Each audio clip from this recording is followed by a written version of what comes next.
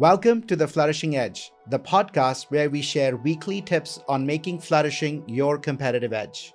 I'm Ashish Kothari, your host, and each week we'll dive deep with flourishing experts, change makers, and executives to share best practices that can help you unlock higher performance through science-based interventions.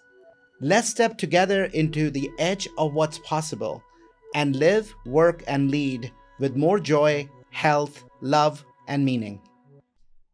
Meghan, it's so lovely to have you on the show. I want to start with a question. If there is one idea that you want our listeners to take away from our conversation together, what do you want that to be? This is such a good question to think about. The thing that came up for me was that if you replace a lot of the things that we associate with leadership, the way that we run our workplaces, and the way that we imagine success, if you actually look at all of those things and replace the key focus of them with the idea of flourishing, it transforms quality of work, quality of life, pretty much all the things that we do care about in the world to be so much better. Yeah. Meghan French Dunbar, friends, author of This Isn't Working, former CEO of Conscious Company Media, which as part of that company and the publications, Meghan's talked with thousands of leaders who are conscious capitalism believers of business as a force for good. It is so wonderful to have you and to have this dialogue together. It makes my heart overflow to be here. I'm so thrilled. You know, and I'm just so delighted that you're actually in Boulder, so we get a chance to do this in person. I was so surprised, Meghan, around a year and a half ago, Ryan Heckman, Rally Day partners, and I were on a walk together, and I said, isn't it interesting that we don't actually have a conscious capitalism chapter in Boulder, in Colorado? Mm-hmm. And he said, funny you say that, because I'm actually bringing that to Colorado. And so together with him, became a part of kind of getting the initial set of leaders involved in it. And now there is a chapter, that's running here. Thank you.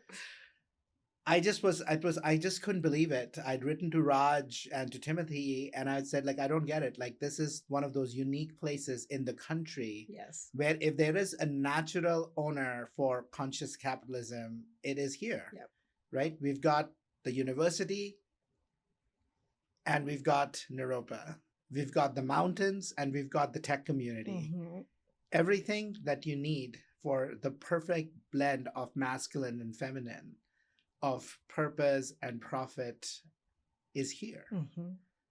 And yet it was missing. So, but it's just so great to explore and kind of really bring the power of all that work into the community here now, and in this conversation.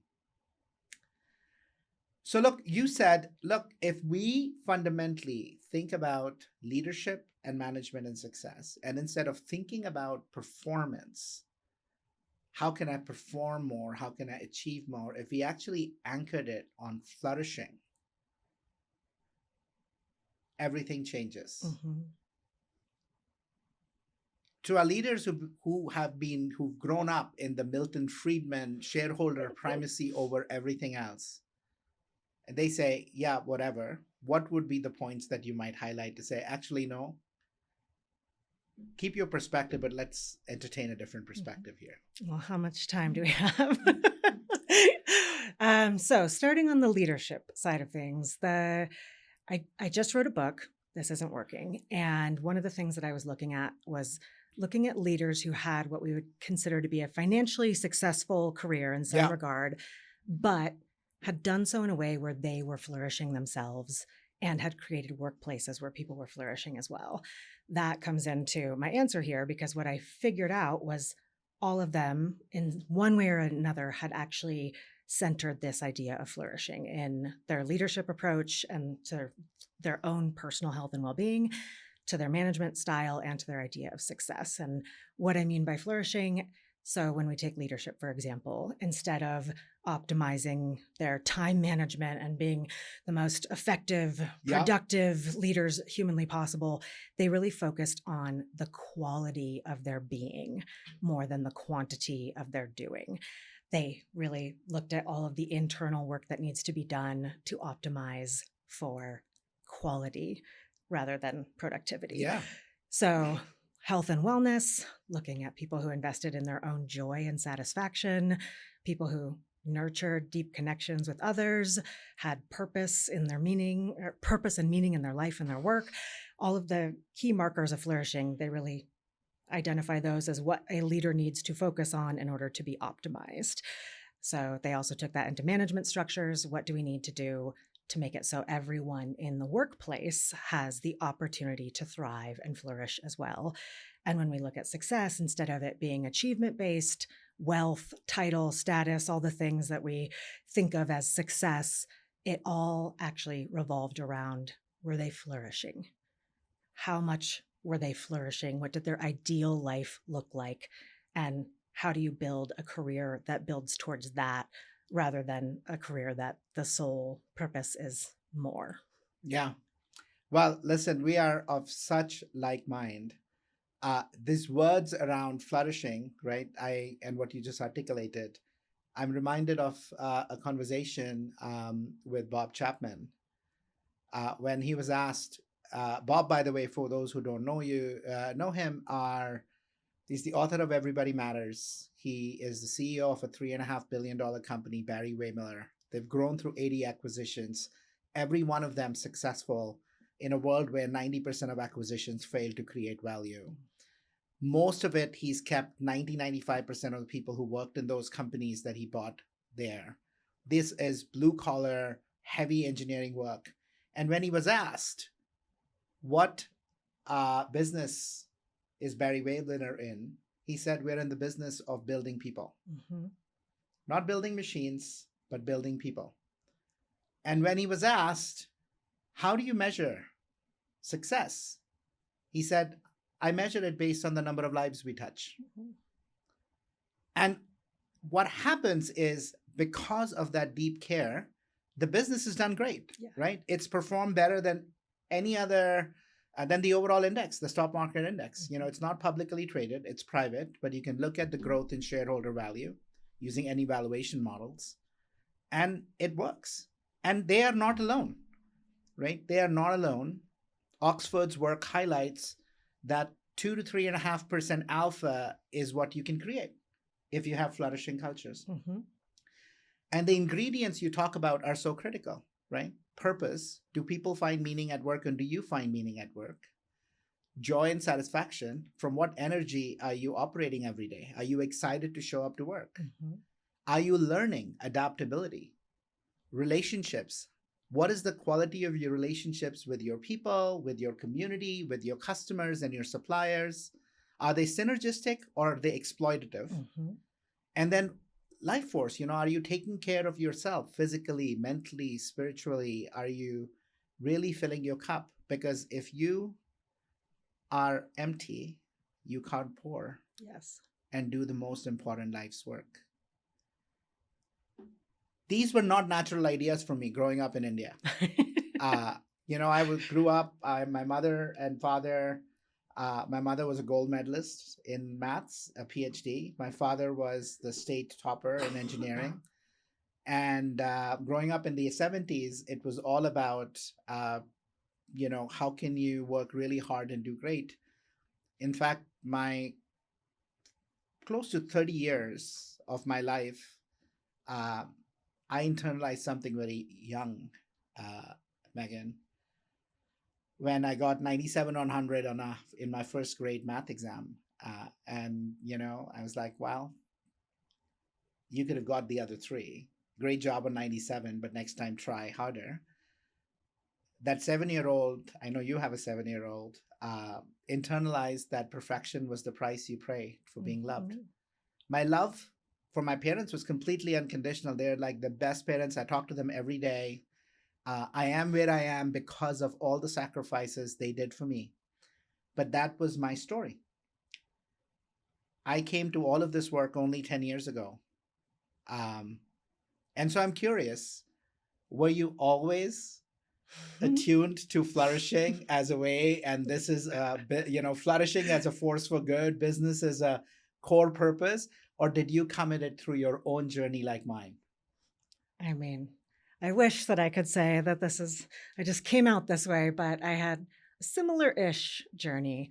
I I very much identify with being the high achiever as a Yeah. youngling and feeling that that was how I proved my worth. Saw captain of the soccer team, captain of the basketball team, striving to be best in class, trying to get into the best schools, all the things. And that high achiever mentality was great as I launched my own business. I was young when we launched Conscious Company magazine, and if I was going to do something, I was going to knock it out of the park, and that served me well up to a point. So the beautiful thing that I did have from that start was I knew that the purpose part was a big element that I wasn't going to compromise on. Every single thing that I did in my professional career after college, I'm trying to make sure that that tracks, was very much focused on purpose. I worked at the Environmental Defense Fund. I worked in impact investing. It was all things that made the world a better place in some way. So I had that part, but I did not have the self-care, connection, all of the other joy, satisfaction, all those things that we also need. Yeah. You can have one or two of those ingredients and it can feel a little bit better than what I watch some people go through in their career. But if you don't have all of them, it will eventually catch up to you. And my journey was very as textbook for that. Walk us through it. Yeah, so I crowdfunded a print magazine in 2014 called Conscious Company Magazine with a co-founder. Our first issue was picked up by every Whole Foods in the United States. I was 29 at the time. And so all of a sudden this experiment, which was just more of like, let's see if we can do this, became, oh my gosh, I'm CEO of a company. That became and the we story. have to run this. And we did the whole entrepreneur's journey, investment rounds and scaling the business, adding on product lines. We sold the company in 2017. I stayed on as CEO under our parent company. I had a baby in 2019. And when I had come back from maternity leave, it was finally that moment. It was 5 years after we started that all of it had caught up to me in a big way. And it was I never saw my friends and family because I was always working. I just completely ignored my health and well-being, physical and mental health, because I didn't have time for those things. I worked nights, I worked weekends. I never did anything that actually made me happy. All I did was work. And then I had a child and I was pulled, like all I wanted to do was work. And I really wanted to be a good mom and I wasn't sleeping and all the things. And so it was a level of burnout that is probably similar to many people who've been on your show before, where it's that collapse that you need, unfortunately, to stop and take a bit of an audit of what you're doing, why you're doing it, all the things. So I ended up resigning in February 1st of 2020. My last day was March 13th. I had intentions to launch an in-person events company for women. Then COVID, within 4 days of being my last day at my business, I was on global lockdown with a 9-month-old son and went from full-time CEO to full-time mom. And there's about a 2-year period in there from 2020 to 2022. I had another child, social isolation, trying to do consulting and all the things that the most extraordinary thing happened to me. I wasn't allowed to achieve. I didn't have the outlet. I was no longer standing on stage and getting the standing ovations and the accolades and all the things. I was no longer CEO. I was just surviving and being a mom. And I had no sense of identity. I had no sense of self-worth. My confidence collapsed. And it was all necessary because it was that metamorphosis, is that point at which I had to investigate. The messy middle. Yeah. And my therapist was always talking about the messy middle. And I was like, I hate the messy middle. And I've been in the messy middle for so long. And I was in the messy middle for 2 years and I was miserable. And then I got to the other side. And that was the little kernel that became this book idea, which was, is it possible to be high achieving, to do work that you love, because I love work. I love my stretching my brain and creating things and working with people and pushing the envelope. And is there a way to do that in a way where I don't destroy myself and in a way where it's additive to my quality of life instead of detracting from my quality of life? And that's been the last 3 years I've been on that journey, and here we are. Well, amazing. I have only gotten through the first 2 chapters of your book, and I loved it. I loved it. So for our listeners, This Isn't Working. It's a fantastic book, and it's a book that you need to read. It doesn't matter if you're a man, you're a woman. You talk a lot about women, paying a heavy price, and it's very, very true. We are in a patriarchal society. Most of the world is. And I think we end up consciously or unconsciously having our women carry, especially working women and especially mothers who are working, just carry a huge disproportionate load. Mm-hmm. If you're listening to this episode 2 or 3 episodes ago, I had another conversation with Maddie Sheehan. She's at Adobe, who talked about this working mother guilt that so many carry. But this book and the practices are applicable no matter who you are. And I think you've just done such a beautiful job of articulating that framework and talking about them. Thank you. Yeah, one of the gorgeous parts of the book was that I got to distill a lot of other people's wisdom. And so there was very much my own hard-won insights, but I also got to interview nearly 100 other extraordinary humans and bring that all into the book, which brings it to life in a way that it wouldn't have if it was just my thoughts and ideas. Yeah. So I want to get into what you learned and your core framework that you talk about around flourishing. Mm-hmm.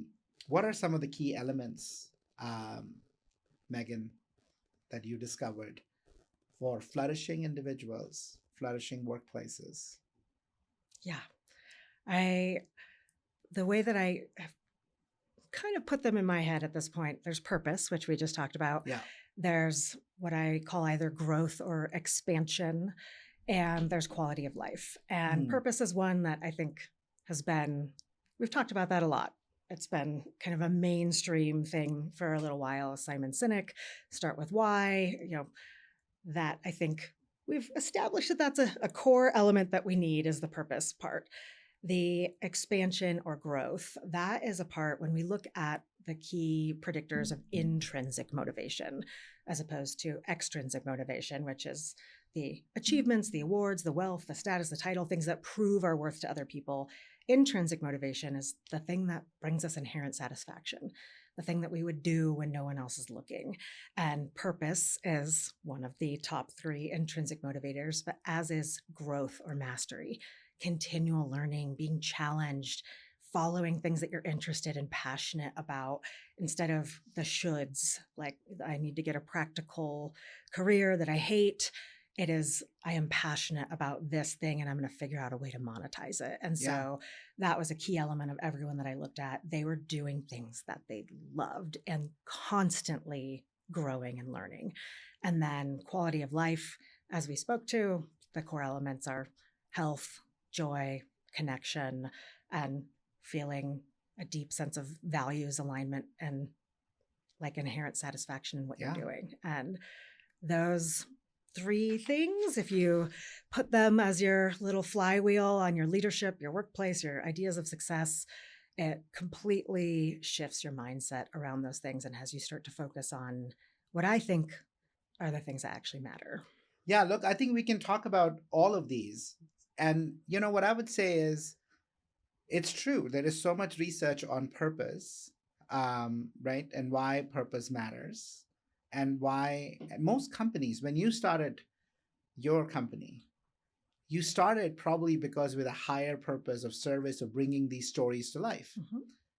But by the time you sold your company, along the way, as much as purpose is running, we start orienting towards profit and growth and all the other things. And that's the common startup story.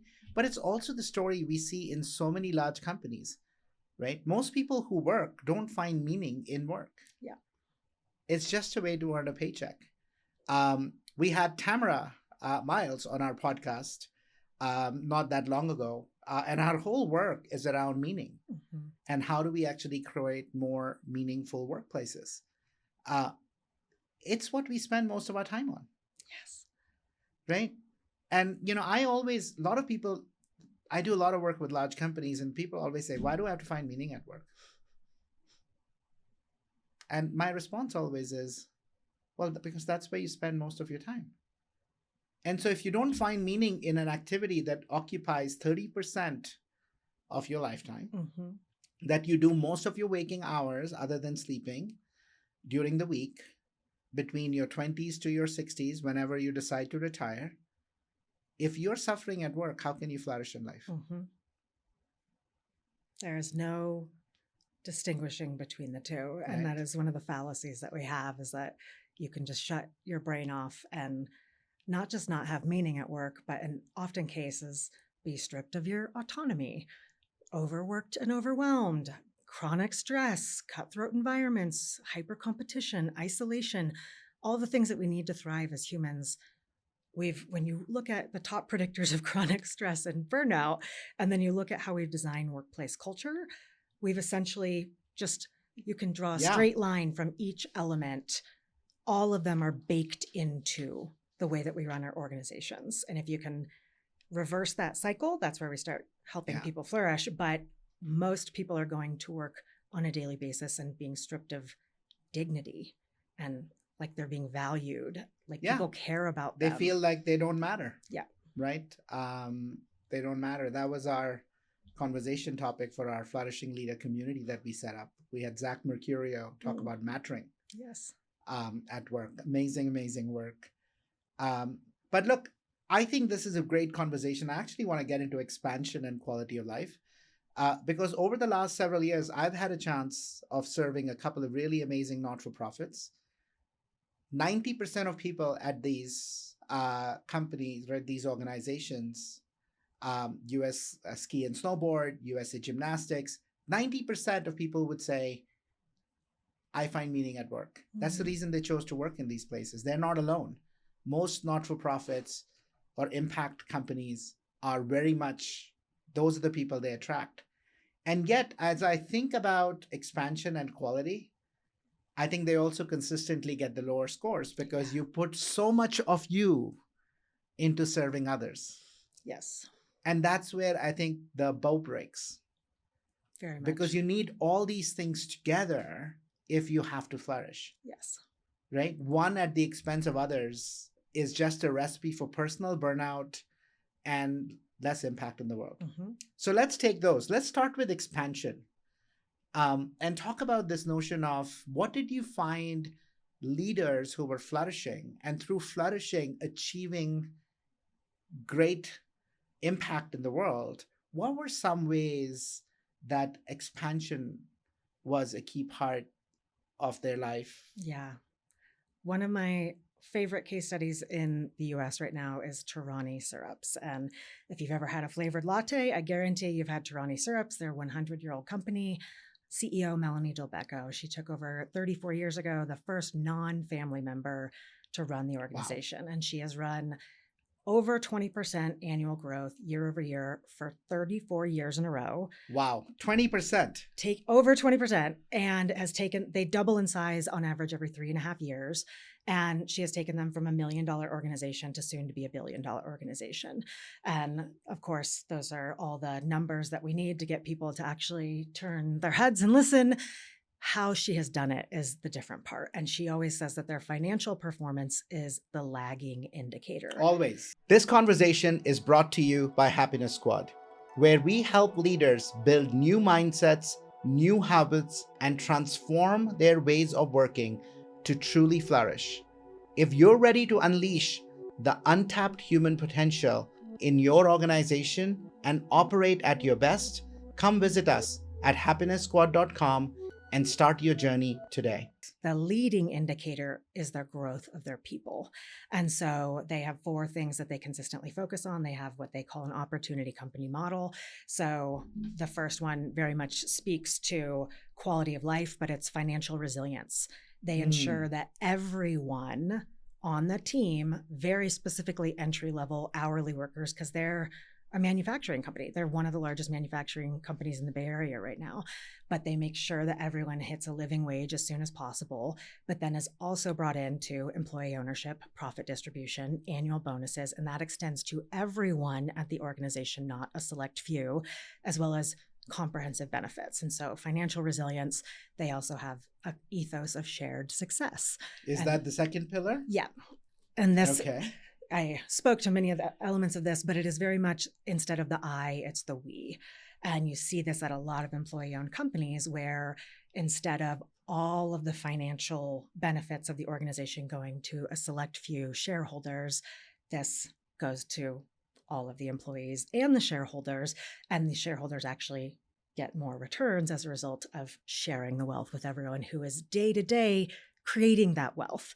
And when workers have an incentive to come in and help their teammates, provide ideas, problem solve, they do those things. So shared ownership is collaborative decision-making, employee ownership, profit distribution, bonus plans, and very much instead of hierarchy determining value, it is a baseline respect for everyone at the organization.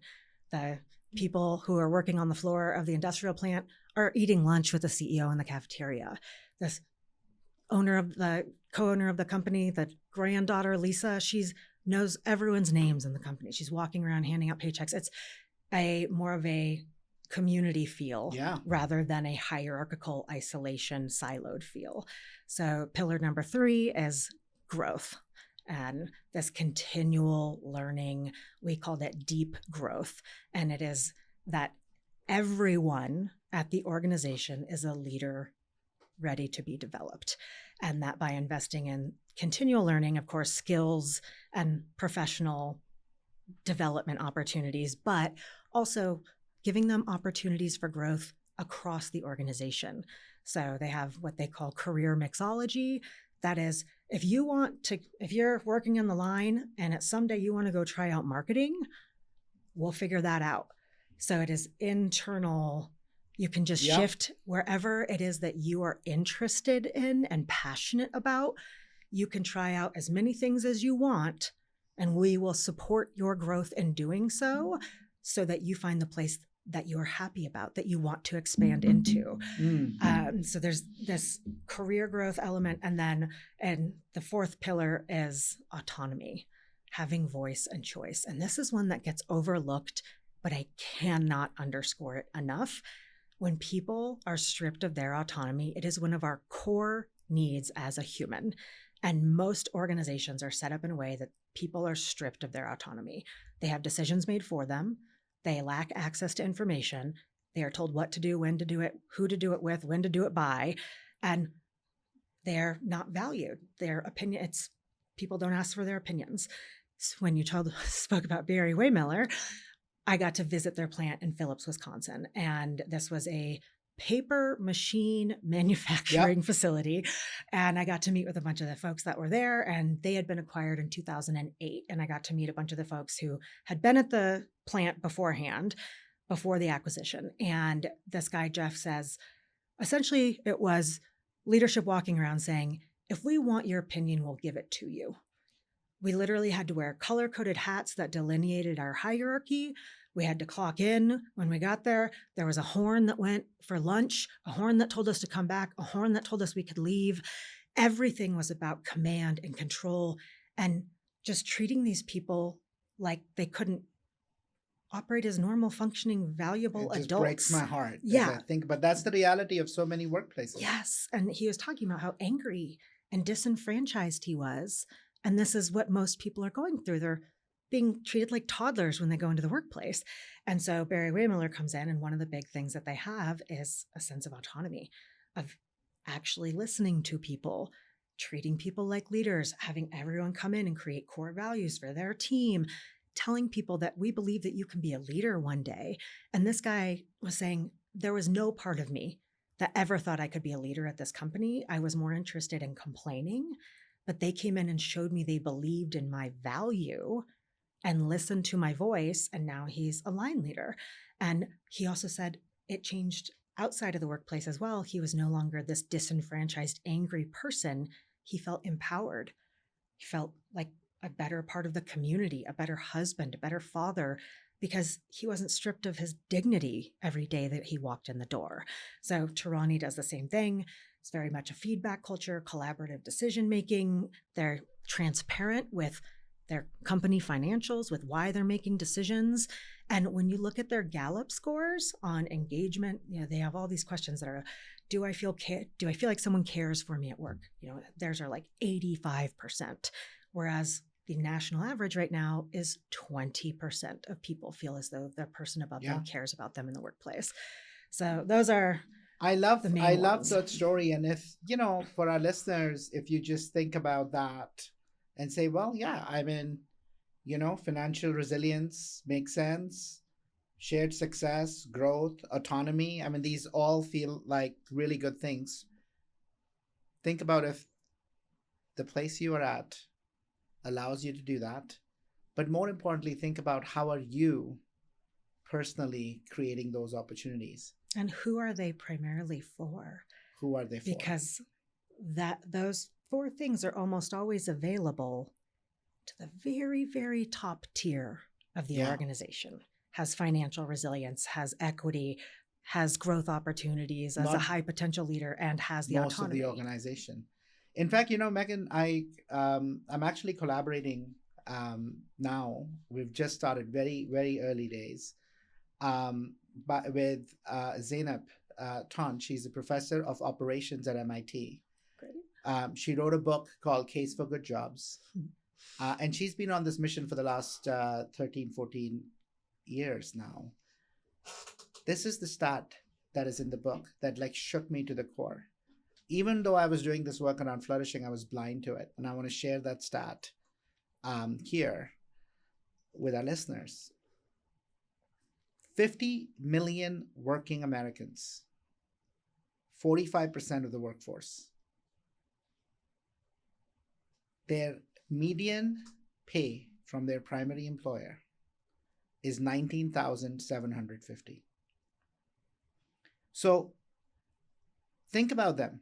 So that means approximately 45% of human assets that we have, they're not thinking about customer excellence and operational excellence. They're worried about putting food on the table. Correct. They're working on 2-3 jobs, trying to balance unstable schedules, not getting fired, just so that they're in a broken system, right? So I love your book.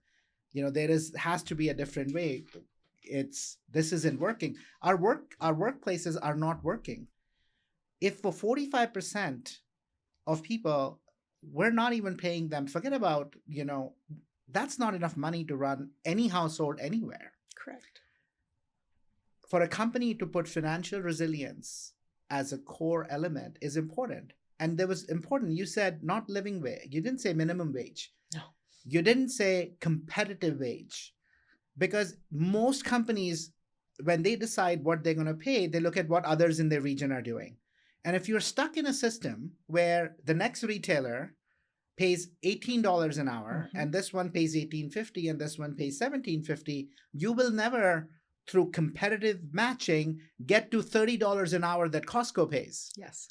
Right? They're operating in a fundamentally different system that allows them to pay people more, create stability that allows them to drive higher performance, which I bet is what's happening at this company, right? The Torani syrups. Yeah, Melanie told me a story that they were redoing compensation structures, and they, of course, worked with a consulting firm.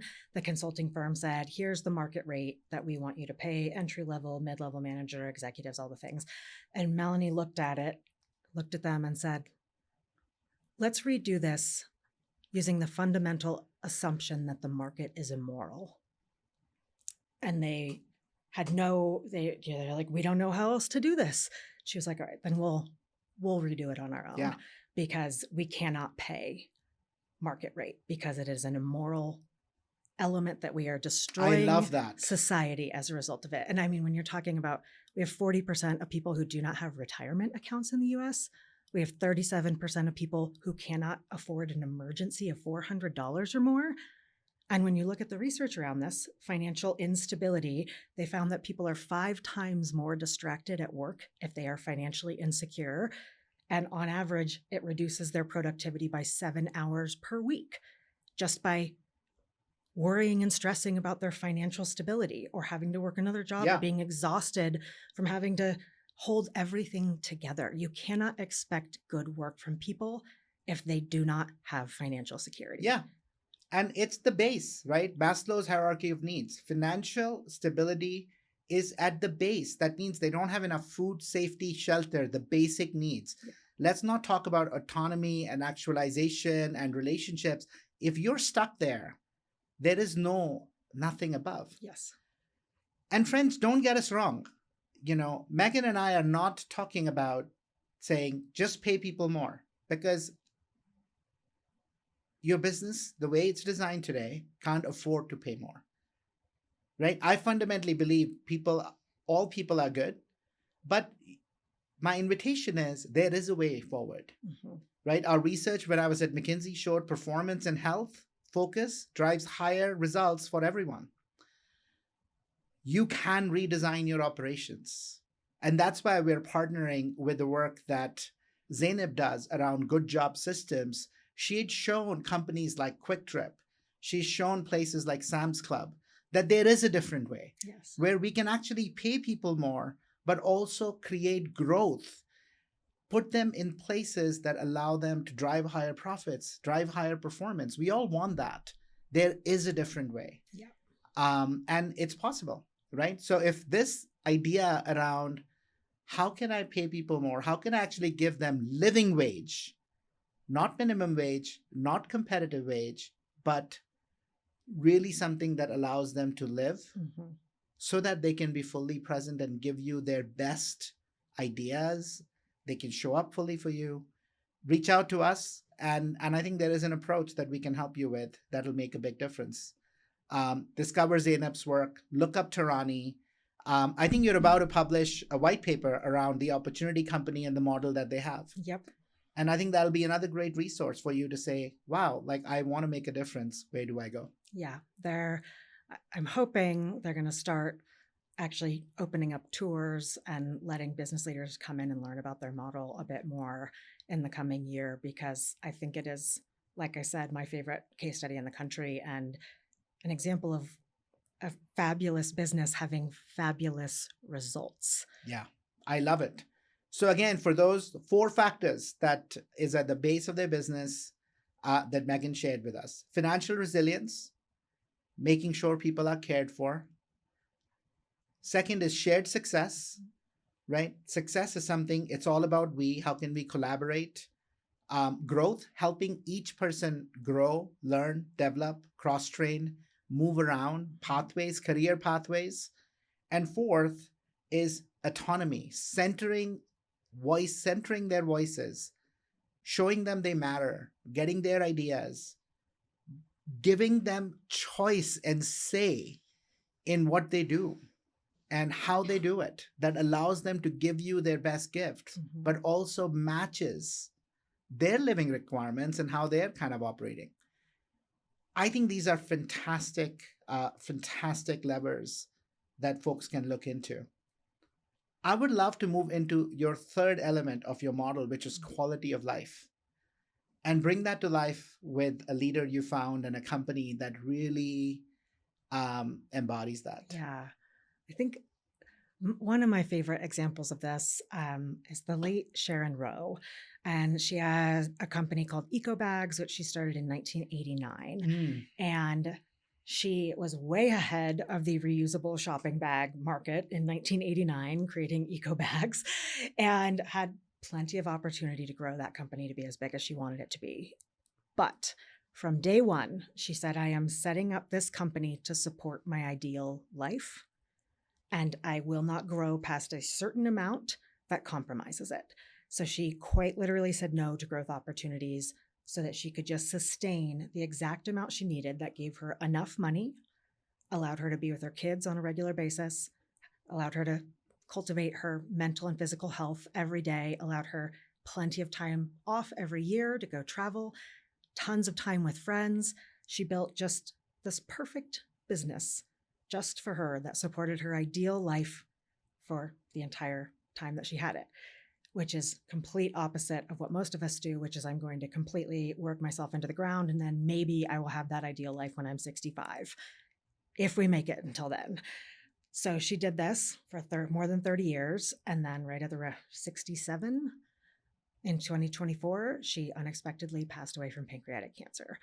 And this is one of those just slap in the face moments for me when I was reading her book and learning about this. I knew Sharon through the B Corp community, and I felt so happy for her that she had built her business around quality of life the entire time.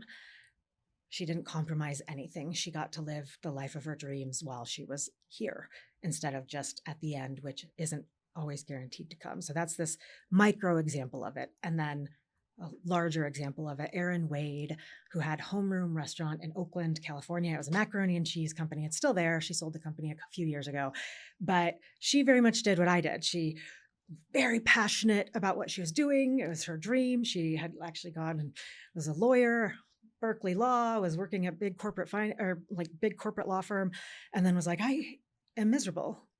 Like all I've ever wanted to do is open a restaurant. She ended up getting fired from her law job because she was so miserable and decided to launch this macaroni and cheese restaurant. It was a smash success, but she had the purpose element of building this thing and growing a company where people could thrive. She had the passion, but she was not supporting her quality of life.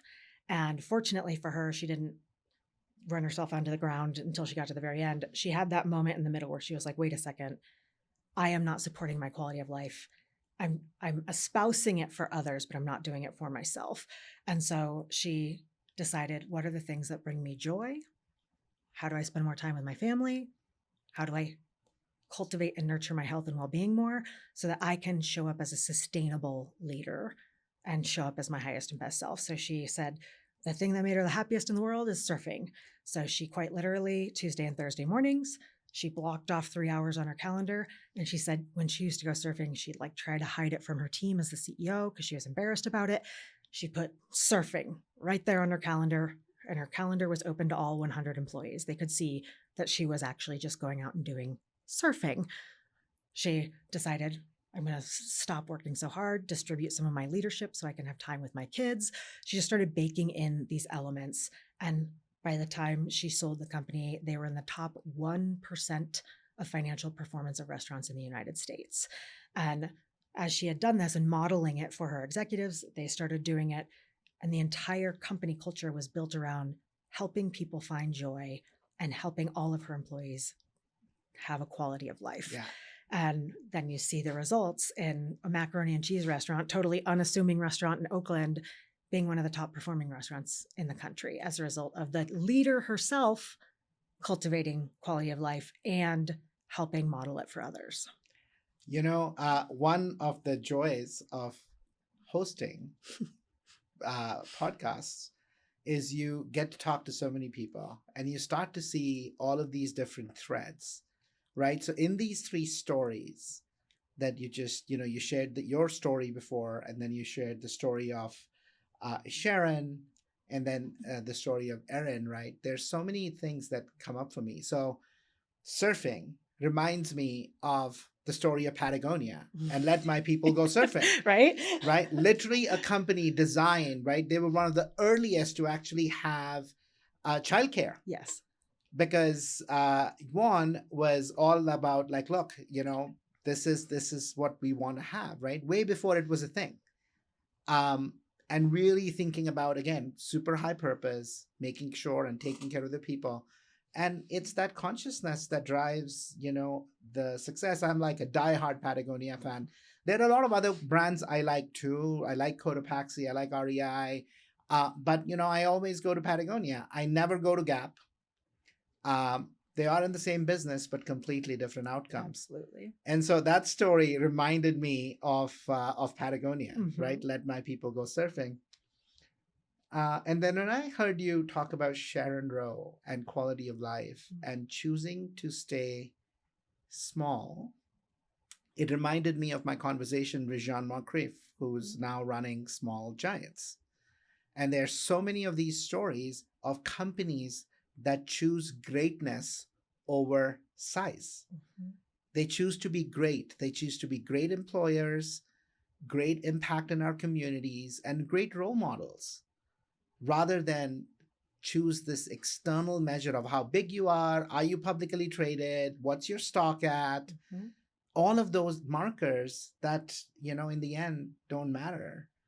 Um, it's just beautiful about hearing, more and more of these stories. And, you had a chance to look at 1,000 of these companies. So for those who are listening who feel, yeah, these are one-off examples, they're not. Mm-mm. Yes, this is still less than 5-10% of the full portfolio of businesses. But my point is, these are not one-offs. I think as leaders of companies, especially if you're a private company and you have been kind of trying to go down a one way of fund growth through external capital, step back and look at different models. Mhm. I read this book. Your book is called, This Isn't Working. So I have a similar analog of a second book that I read called Another Way Mhm. that talks about all of these companies that have chosen to stay private. Right? They're called evergreen companies. The book was written by a former disillusioned VC who was part of the Netscape story, and he saw private venture capital getting corrupted. Mhm. Instead of building enduring long-term companies, it just became about how fast can I grow and I sell and I go IPO and cash out. Yep. So these models exist. Um, they exist for an endeavor that we as humans, business, I'm a huge fan of business and capitalism. Me too. It's the force that has allowed us to lift masses out of poverty. But I think we've forgotten why we start these businesses in the first place and Mhm. what is the bigger game. Mhm. We've forgotten that it is about elevating humanity. It's about having a positive impact, and profits are just the byproduct. That will happen. You don't have to think about profits and purpose as two polarities. Mhm. You don't have to think about people and profit as two polarities. Purpose and people and flourishing can help you Mhm. achieve outsized financial returns Very much and so. build enduring companies. And for anyone who's wanting a very large mainstream example, if the $3.5 billion Barry Wehmiller and Torani syrups don't convince you, go check out KKR, Pete Stavros. He's, I think, the head of global private equity. He just started Ownership Works a couple of years ago, and they have a stated public goal of making every single KKR portfolio company Yep. employee owned by 2030. And Charter Next Generation is one of the pilot ones on this. My friend Nathan's doing a documentary film on it, and their CEO, Kathy Bullhouse, is one of these CEOs. They're coming up to be a $5 billion plastics manufacturing company. And under KKR's leadership, and everything internal is about shared success, financial resilience, growth and autonomy, care. It is mainstreaming more than I think people are realizing at this point, and it's coming. It is coming. Yeah, I love it. So, my friend, we've talked about a lot of concepts, right, that are obviously applicable at the company level. But my next question is for listeners who are like, yeah, that is all great. I fundamentally believe the best place to start is here, Mhm. be the change. And so, what are 3 actionable things that if you're a listener, maybe you're just an employee, you're not leading anyone right now, or maybe you're a team leader, or maybe you're a function leader, what are 3 things you would recommend to create space for these ideas to germinate and take life? What are 3 actions they can do? Good question.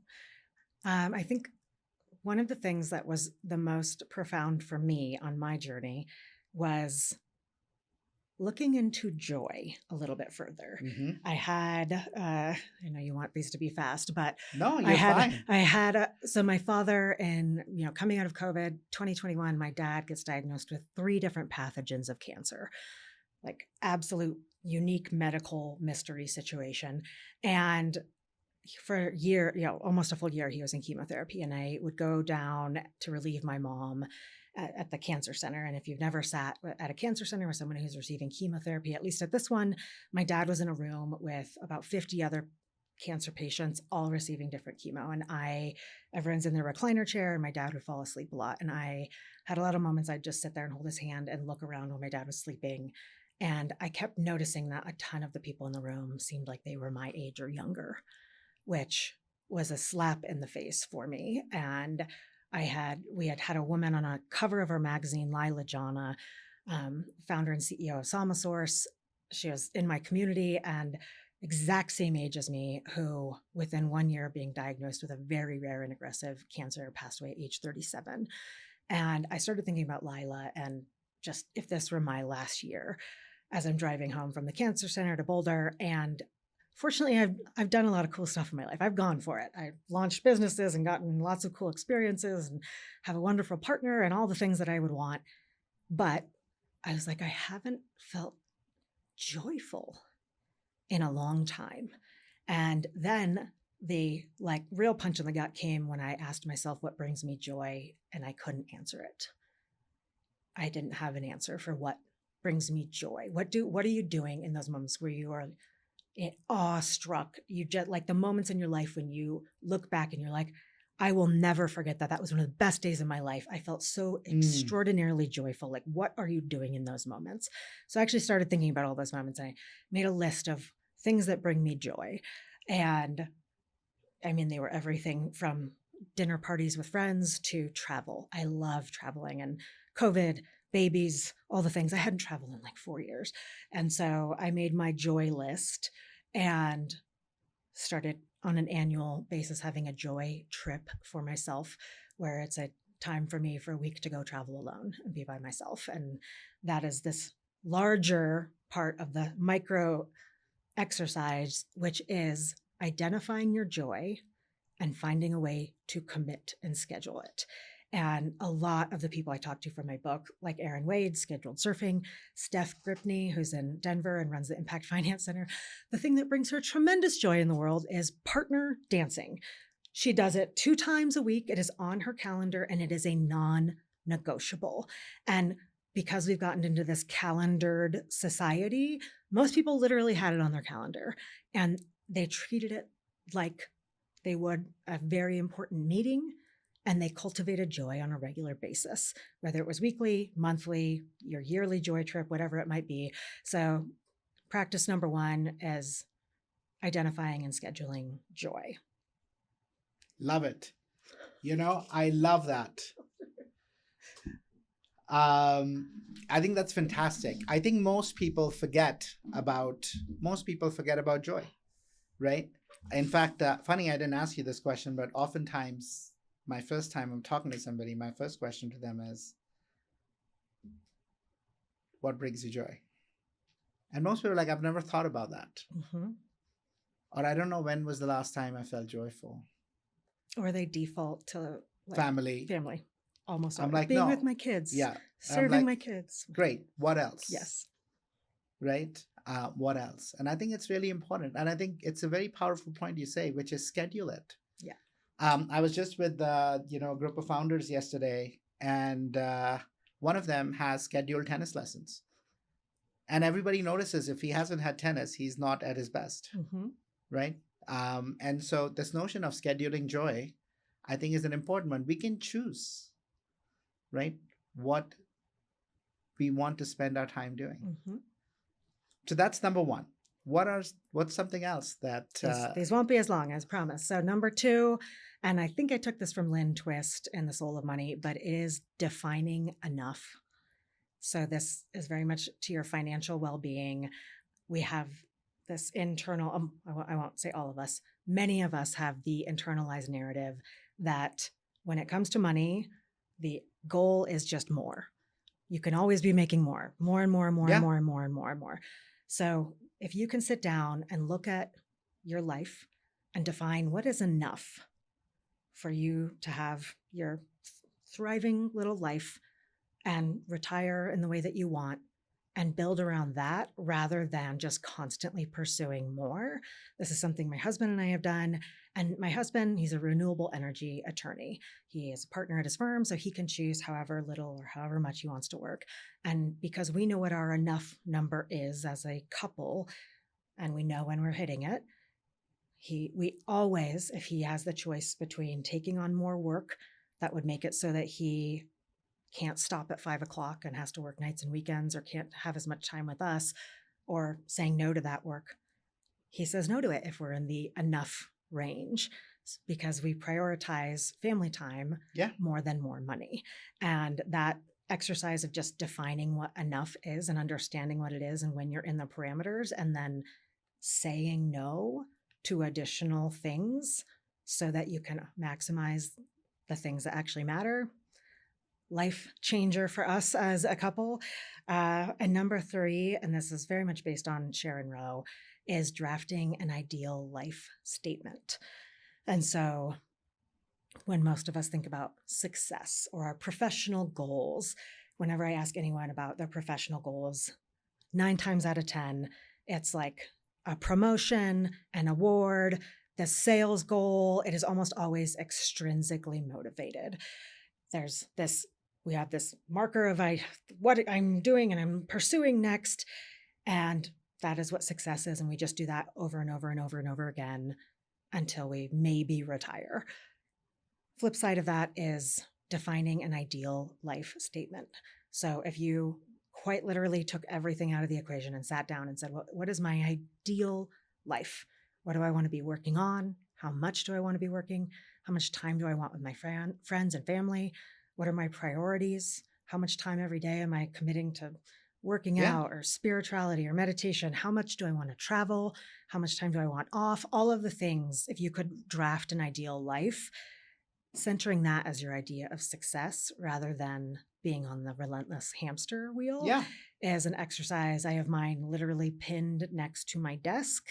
And in the moments where I feel that pull, the ego-based, extrinsically motivated achievement, overachiever lady pulling me towards saying yes to more and more and more and more and more because it feels like I should do that to prove my worth, I look at my ideal life statement and I am very clear on where I can draw the lines.